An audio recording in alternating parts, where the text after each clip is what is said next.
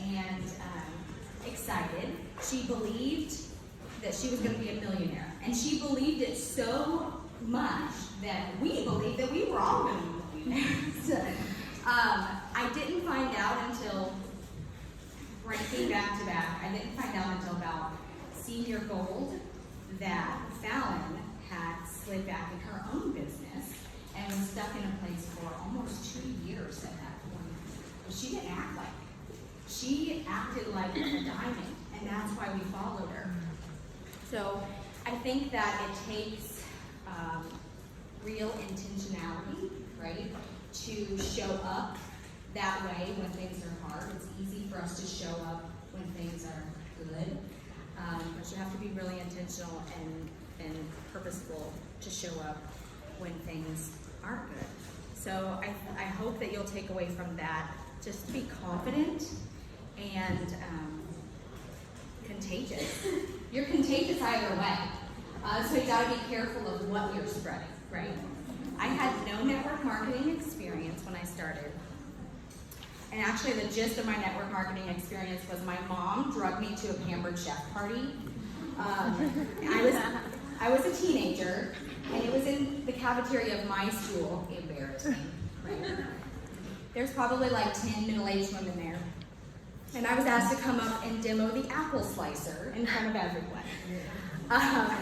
So I actually bought this apple slicer about 18 years later with my silver plexus bonus. So I can crank out apples in my house like nobody's business. Okay, so I worked hard, I showed up, I did the things, and in 14 months I had emerald in my business with no in real life friends, about 160 Facebook friends, and I went to my first convention as a jewel. I remember the red carpet being rolled out, people handing me mimosas and wanting to take my picture. No one had ever treated me this way in my entire life, and it was so awesome. I remember there were two really big events that happened, or big moments that happened to me at that convention. And the first one was when I got there, I walked into the special jewel area at the bottom, and I looked around at all of these people, 10,000 people, and I just thought, wow. I remember looking at the row of seats in front of me, sapphire, diamond, and thinking, there's only this much space between me and the top, right? Like I was on top of the world. I felt so proud of what I had accomplished, but also excited about what was to come. The rest of that day was awesome. I felt like $1 million when I went to bed. I woke up feeling like $1 million. Put on my jewel lanyard like a boss. My how quickly things can change. I went to that jewel breakout session, and I remember walking, and I walked in by myself, and I remember the first thing that I noticed was how great everything looked. And how everybody was like hanging out with their friends, and they were laughing, having a good time. So I sat down, and I kept watching, and I started noticing faces, mentors of mine that didn't know they were my mentors, right? People who had trained me with their YouTube videos, and then it happened. What are you doing here? You don't belong here. These aren't your people. You can't put an outfit together to save your life. Do you even know how you got here? You just got lucky, my friend. People like you don't make it. People like me. That was the thing that knocked the wind out of my sails. But let me explain what that means. So I actually spent the first 8 years of my life about 20-30 minutes away from this 5-star resort. I lived in a tiny house in a rough part of town. There's a lot of violence there. I remember my dad had a white work van in the driveway, and it would get graffiti with hate. My older sister was brutally attacked in the front yard waiting for the public bus.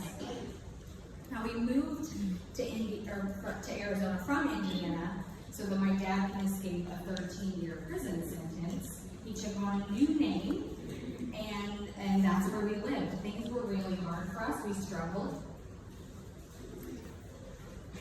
It was probably 8 years, not 8 years, 7 to 8 years. The statute of limitations ran out, and my parents came to us and handed my sister Maria and I were the only ones there. My older siblings had been sent to live with other family members.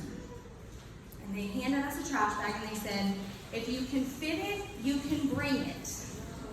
And so my bag was like a little bit of clothes and a lot of stuff there. Okay? And so in the middle of the night, we got in my dad's work van, in our nightgowns. There was no windows in the back, no seats. And we made that long trip from Arizona to Indiana. When we got to Indiana, the drinking and the drug abuse, the physical abuse, got so much worse. We lived in fear 24/7. And I remember feeling like school was the only place that I could breathe. On the way home, on the school bus, as the school bus would get closer and closer to the house, my stomach would hurt more and more because you never knew what you were going to walk into. And my mom got the worst of it. There have been times that he would hold her under the coffee table at gunpoint and just call her names just to humiliate her. Or keep her in a closet for days without food or water or a way to use the restroom. And she was too scared to get out and we were too scared to help her. We left a lot. Spent some time in dirty homeless shelters and cockroach-infested battered women's shelters across Indianapolis, Indiana. I remember when we would get there, the social workers would usually give my sister and I a book or a board game. And Uncle Wiggily was our favorite, so we'd get excited when we got that one, and we would sit on the floor for hours and play. My mom went to meetings. My sister was born with Mobius syndrome. It's a rare neurological condition. She was also premature, so she was legally blind and deaf. She's had a lot of surgery. She wears hearing aids, and she could see with the Coke bottle glasses. I was her protector, even though I was the youngest of 4. But we always went back, and I never quite understood why. But as I sat in that dual breakout session, completely paralyzed, I had no idea then, but I know now that I was suffering from extreme imposter syndrome. Imposter syndrome can be defined as the inability to believe that one's success is deserved or legitimately achieved because of one's own effort or skills. So imposters suffer from chronic self-doubt. I'd like to do something now if you guys would help me. Because had I known that there were people in that room who had felt at some point or who were currently feeling the same way that I did, I might not have felt like I was on an island by myself somewhere. It might not have paralyzed me the way that it did. So I hope that you'll put your pride aside and help me to make an impact right now on someone who might be feeling that same way. So if you have ever felt like you don't know how to get to the next level because you don't even know how you got to this one, maybe you don't deserve to be here, if you've ever felt ashamed or embarrassed because what was on your lanyard was not what was in the back office, if you've ever felt any of those ways, would you please stand up?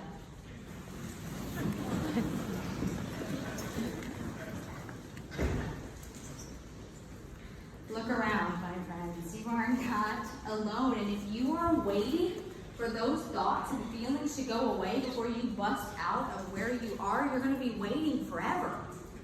Because those thoughts will continue to come. You just get better at dealing with them as they come, right?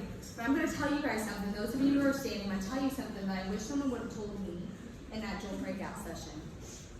You flip into deserve to be here, okay?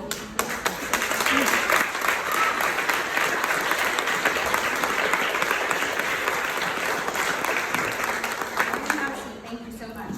Every time you got up early or stayed up late or stopped what you were doing in the middle of the store to sign up a friend or meet someone for coffee or bought the book and read it, did something scary, you deserve to be here. Missed bedtime so that you can get on a team call, right? You deserve to be here.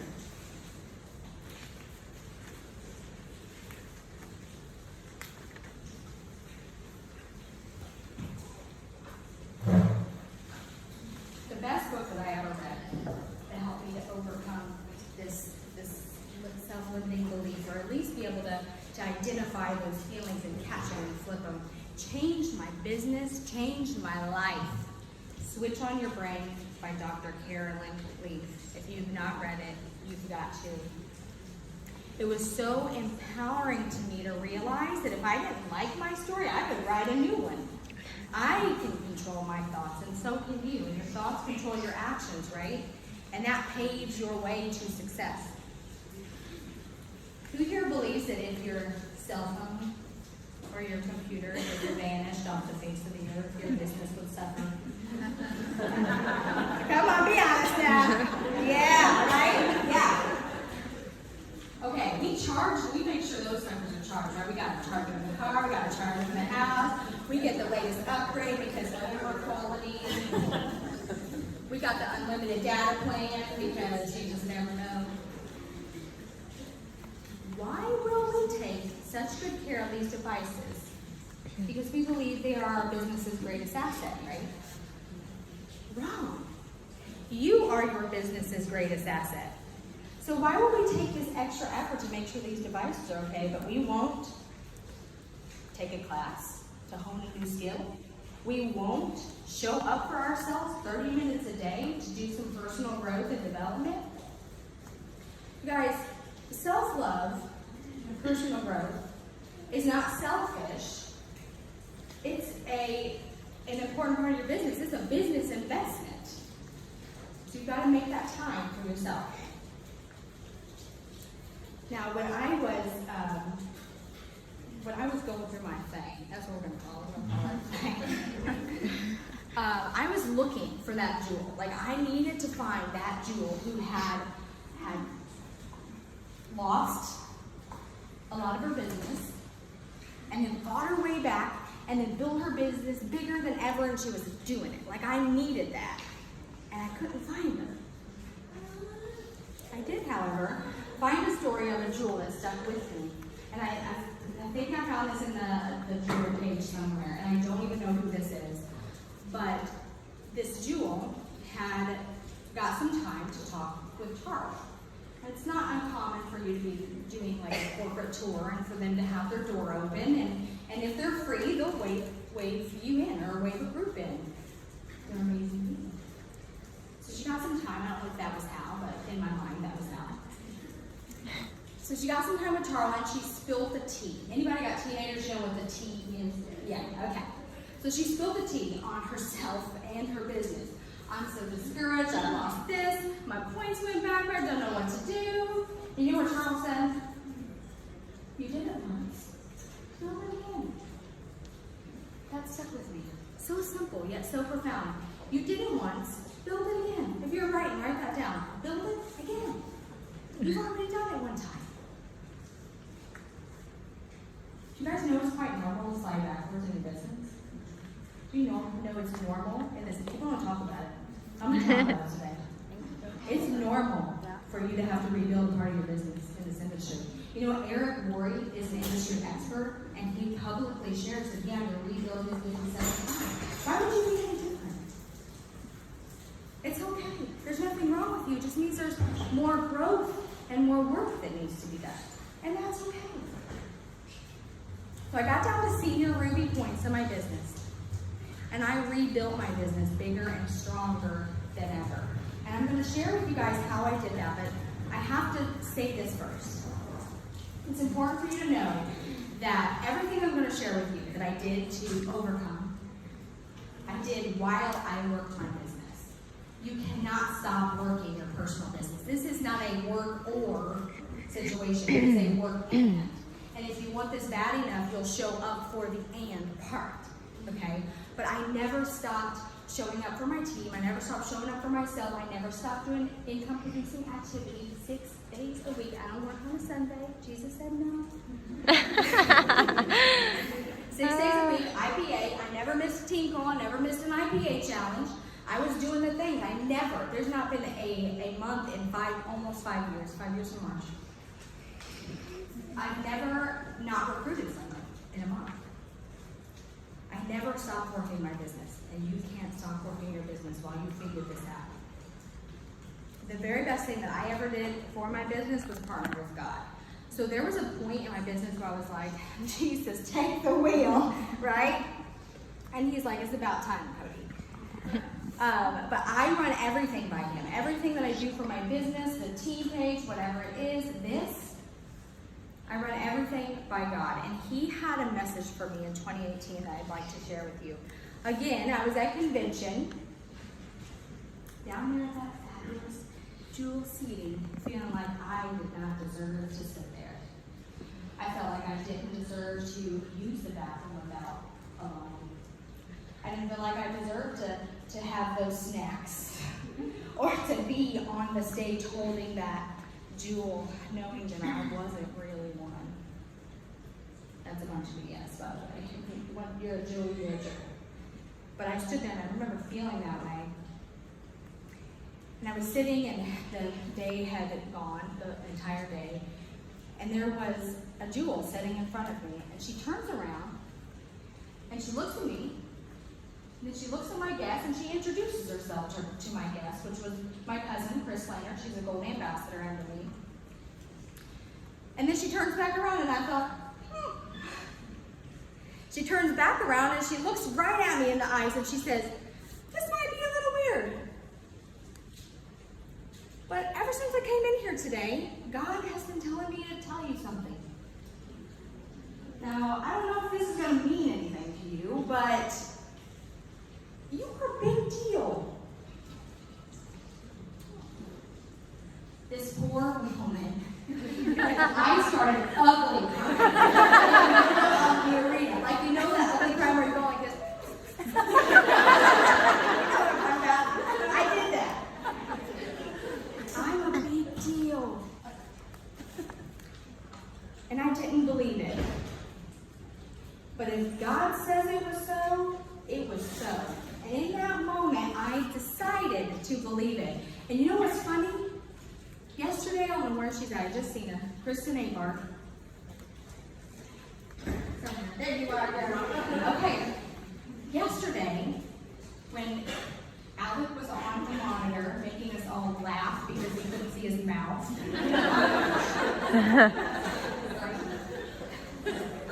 Kristen said, everybody in this room is Ruby or above. They're a big deal. Isn't that interesting? Isn't that funny how God works that way? You're a big deal. And you can decide today to believe that or not. But I hope that you'll believe it. Because in not believing it, you're not only blocking your blessings, you're blocking the blessings of everybody He put you here to help. So you got to make that decision. Now, the first thing that I did was took a good hard look at myself. Now, I believe Bob Heilig, we all love Bob, right? He says that your income is a direct reflection of the impact that you've made on people. And I believe that. But I also believe that you cannot be good for or with others if you are not first good with yourself. And so I started on this journey of self-discovery. And it started like any good old evening with a hot bath and a glass of wine. I took a notebook to the bathtub and I refused to write anything bad about myself. I am. And that's not easy to do, right? Because if I ask most of you, tell me what you suck at, you'd be like, sister, pack a lunch. But if I said, girl, one thing makes you a guy? What makes you special and important? You'd have to think on it for a minute. Most people would, right? So I am. And I started writing. I am strong. I am honest. I am an overcomer. I will always do what I think is right. I'm a hard worker. And as I started writing these things, my mind started shifting. And it became easier and easier for me to write these things. Now, I didn't stop there. I did the Myers-Briggs test, which I had done at Jewel training years before, but I did it again. I did the color personality test. I mean, I was on a mission to figure me out. I did Strengths Finders 2.0, which is really important to know what your strengths are, because if a fish judges himself by his ability to climb a tree, he's going to go his entire life thinking he's a total loser. But if that same fish judges himself by his ability to swim, he's going to be unstoppable, right? So this journey of self-discovery is really important for you to figure yourself out, and it is empowering to me to figure myself out and know myself and love myself in these ways. And it helped me in the next thing, and that was to understand people and build relationships. Now that was hard for me because I had spent most of my life hiding from people. Now part of that was like fear and anxiety, things that I had developed from my past, right? But part of it also was that I never really honed in on that skill. Like I didn't have communication skills. I didn't have positive relationships. I didn't know what that looked like. So I had to figure that out too. And that's okay. This is a skill. Relationship is a skill, just like anything else that you have to learn for this business. So if you feel like connecting with people is not really your thing, make it your thing and figure it out. I went through How to Win Friends and Influence People multiple times.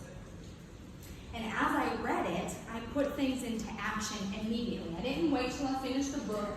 I didn't wait till I felt like I was good at it or like I was ready. I sucked at it at first. But I would tweak my messages. I would try to connect with people and try to build friendships and work on it. But the best thing that I ever did for this area of growth for me was to make a decision that most people are good. Most people have good intentions. All people have a seed of greatness within them. But most people are good, and that was a choice that I made. And I knew that in making that choice, I was opening my heart up to hurt, pain, disappointment. And did I have that? Yeah, I did. But I also decided that the relationships and the connections that I was going to make was going to be worth it. Now, I've got some of my best friends in this room right here because of that decision. And I've connected with many of you. I've got many friends in this room. You guys made this so much easier today, by the way. Thank you so much. But I've been able to connect with you guys in that way because I made that decision, and then I took the steps that I needed to make to learn that skill to develop relationships. Now, the next thing I had to figure out was leadership. Now, leadership is difficult because it's not necessarily measurable. Not like the points in your back office or like recruiting. Now, I love recruiting. If I could recruit all day, every day, that would just be great for me.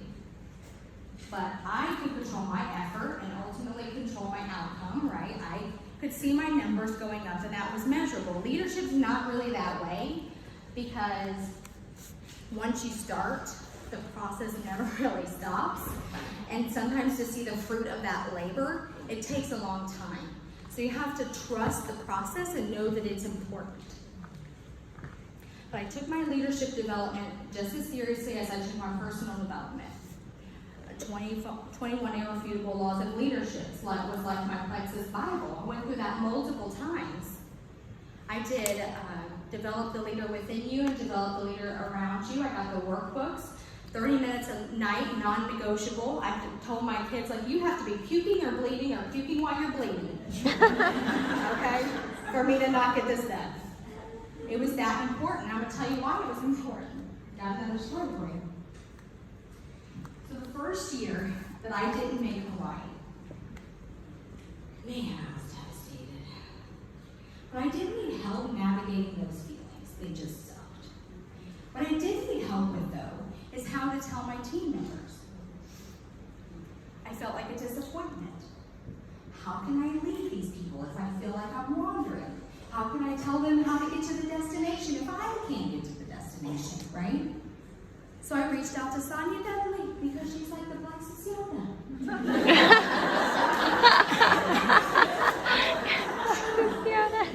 And I thought surely she would be able to tell me how to fake my own death so I could get it.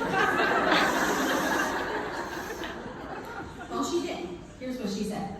She said, be honest. Transparency is important. Tell your leaders that you've got some more personal growth and leadership growth to do. Ouch.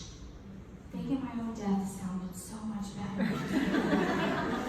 But she was right, so I take these things seriously. The next thing that I had to do was take a good hard look at my business. And what I found was there were many areas that really needed work. The subscription orders, partials, we needed to develop silvers, all of these things, right? And so I did what anyone with a Hawaiian deadline would do. I tried to fix them all at the same time. Come on, people, we got to get to Hawaii. Let's get this done. And you know what happened? I was frustrated, my team was frustrated. Nothing was working. And so I was thrown off this mindset of quick, fast results and push. And I knew that I had to adopt a strategy and a mindset for long-term success. And in doing so, it didn't become about Hawaii anymore. Did it suck to see my friends go to Hawaii without me? Yeah. But I leaned on the fact that I was doing things the right way. And in doing things the right way, I was going to be able to help my team members do things the right way because I didn't just want it.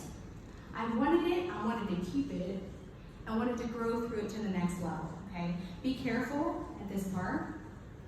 I never got comfortable. I never said, okay, this is hard, it's taking too long. So remember the past 4 years when I said I wanted to go dive in? I think I'll just be good if I get here. I'm just going to decide to be grateful for where I'm at. I was always grateful. But if you decide to change your goal just because it's hard or because you're lazy or you don't want to do the work, that's a cop-out.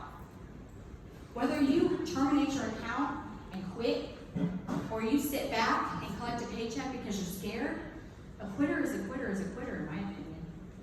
You got to put in the work and get through it. So we took each thing that we needed to fix and we spent some time on that one area. Subscription orders. We talked about them suckers all the time at the team page. We made videos. We've got a really great person on our team, Ingrid Cooper, Senior Ruby. She did a video about how to simply set up a subscription. We did challenges and contests, giveaways. Whoever has 100 people to go through this month for their subscription gets entered. We really focused on that one thing. We put a system in place. We saw growth in that area, and then we moved to the next thing. And we did that with each thing, and it worked, guys. It worked. So these are some of the things that I did.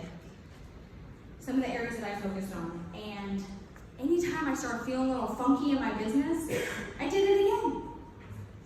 Took a good look at me. What am I doing that I shouldn't be doing? What should I be doing that I'm not doing, right? And then took a good hard look at my business. And because I took the time, we've got systems in place for each thing, so not everything falls apart at once. But there's always something. Take a look. One thing that you can spend some energy and focus on to make better, to move in the right direction, right?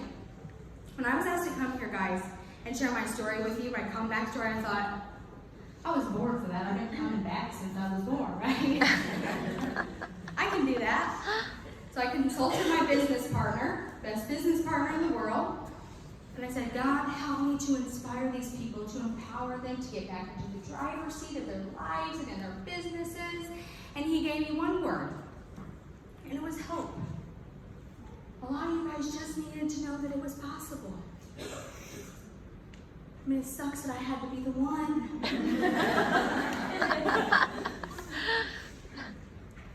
I joined in March of 2015. I went Emerald in May of 2016.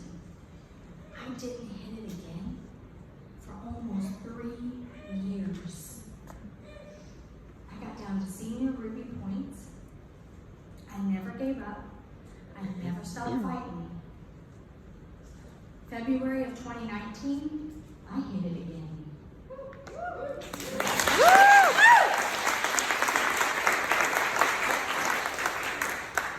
April of 2019, I missed Sapphire by 200 points. Ouch.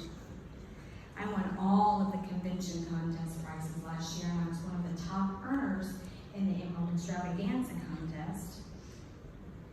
I took my sister Maria to Hawaii with me. The same sister that rode in that white work van with no windows and no seats, all the way from Arizona to Indiana, who sat on that dirty shelter floor and played unbelievably organic with me, who never thought she would go on a trip like that. I did that. It's possible.